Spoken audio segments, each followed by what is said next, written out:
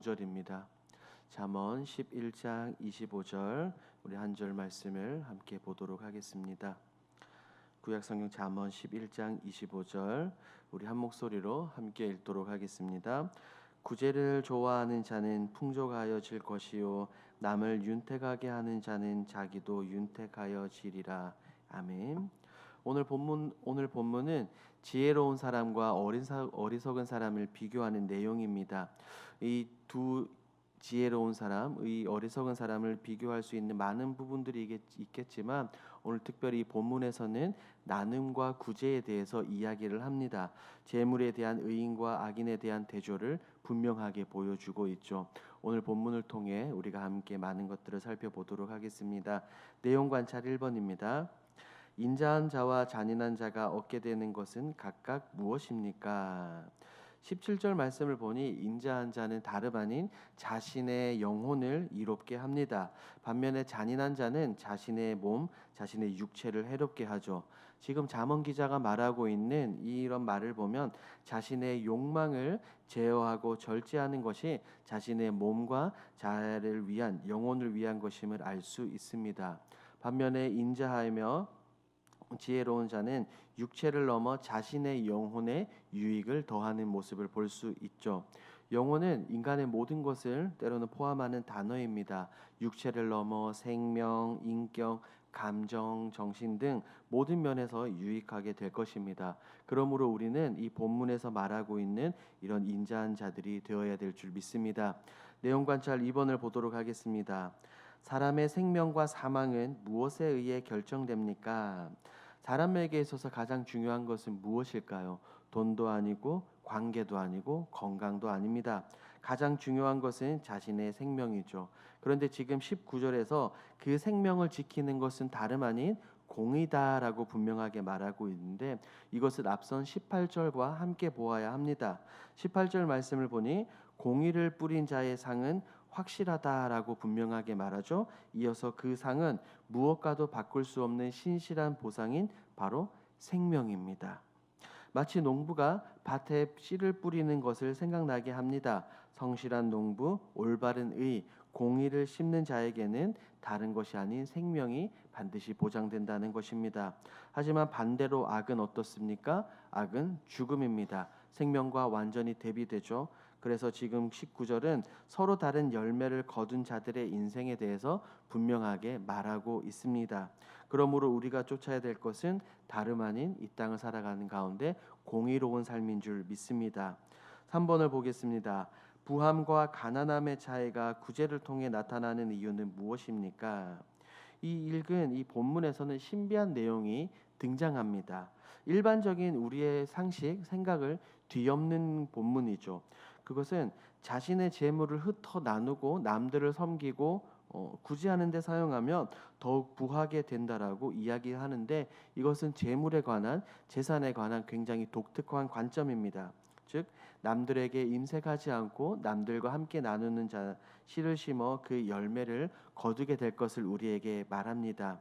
25절을 보십시오. 25절은 구제하는 자에 대한 설명입니다. 구제를 좋아하는 자는 풍족과 윤택해집니다. 남을 돕고 위하는 자는 동시에 남을 세움과 동시에 나 자신도 윤택해진다는 것을 알 수 있죠. 저는 이 모습을 보며 사도행전 2장이 곧바로 머릿속에 떠올랐습니다. 초대교회 사람들은 성령을 받고 자신들의 재산을 나누며 다른 사람들을 도왔습니다. 그러니 어떻게 되었습니까? 사도행전 2장 27절 하나님을 찬미하며 또 온 백성에게 칭송을 받으니 주께서 구원받는 사람을 날마다 더하게 하시니라. 이 모습들을 보며 아끼고 자신을 위해서 쓰면 더욱 부자가 되고 행복한 것 같지만 아닌 것 같습니다. 오히려 자신의 재물을 통해 사람들을 돕고 나누고 구해질 때 더욱 부해진다는 거죠. 실제로 하나님께서는 이런 모습들을 보시고 때로는 우리에게 물질로도 부하게 하실 뿐 아니라 우리의 영적으로 그리고 마음적으로도 부하게 만들어 주시는 것입니다. 그러므로 우리가 사랑을 나누고 물질을 나누고 마음을 나누는 것 이것이 바로 성경이 말하는 참된 교제이고 참된 섬김입니다. 이런 모습을 통해 영적인 부요함과 물질적인 부요함을 누리시는 저와 여러분들이 되길 주님의 이름으로 축복합니다. 4번 느낀 점을 보겠습니다. 자신의 것을 하나님께서 주신 것으로 인정하며 이웃과 나누는 삶이 풍성한 삶이라는 말씀에서 무엇을 느낍니까? 저는 이 질문을 보면 우리 믿는 사람들, 하나님의 백성들, 그리스도인들의 삶이 모습이 이렇게 되어야 하지 않을까 생각합니다. 왜냐하면 우리는 이 땅을 살아가는 가운데 자신의 만족과 유익을 위해서 살아가는 것이 아니라 하나님의 영광을 위해서 살아가는 그리스도인들이기 때문입니다. 하나님의 영광을 위해서 살아간다는 것은 곧 이 땅에서 다른 사람들을 돌보고 세워주는 것을 의미하기도 합니다. 지혜로운 자는 재물의 주인이신 하나님을 알죠. 그리고 재물을 하나님께서 주신 선물로 여기고 다른 영혼들, 사람들을 세우는데 사용해야 합니다. 이런 지혜로운 사람, 본문에 나오는 지혜로운 사람은 하나님께서 원하시는 일이 무엇인지 알고 그대로 순종하며 살아갑니다. 생각해 보면 하나님께서 우리에게 많은 축복들을 주실 때 그냥 하늘에서 많은 것들을 그냥 툭 던져 주시는 것이 아니라 분명히 내 주위의 환경과 여건, 사람들을 사용하여 우리에게 많은 축복들을 허락해 주시는 모습들을 볼 수가 있습니다. 그러므로 우리는 사도행전에 나오는 이런 역사들을 기억하며 서로의 것을 나누고 참된 기쁨과 행복을 누려야 된다라고 저는 생각합니다. 이런 삶을 살아가시는 저와 여러분들이 되길 소망합니다. 5번입니다. 내가 누군가를 도와 더 큰 충족함을 경험한 적이 있다면 언제입니까? 저는 이 질문을 보고 곧장 열왕기상에 등장하는 엘리야와 사르밧 과부가 머릿속에 떠올랐습니다. 사르밧 과부는 너무나 가난했죠. 그녀에게 먹을 것이 없었습니다. 가루 한 움큼과 기름이 조금밖에 없었는데 그것으로 음식을 만들어 먹고 곧 죽으려고 했습니다. 하지만 엘리야가 나타나서 그 가난한 과부에게 작은 떡 한 덩이를 요구했습니다. 그녀는 엘리야의 요구에 거부하지 않고 그대로 떡 한 덩이를 만들어서 전달했습니다.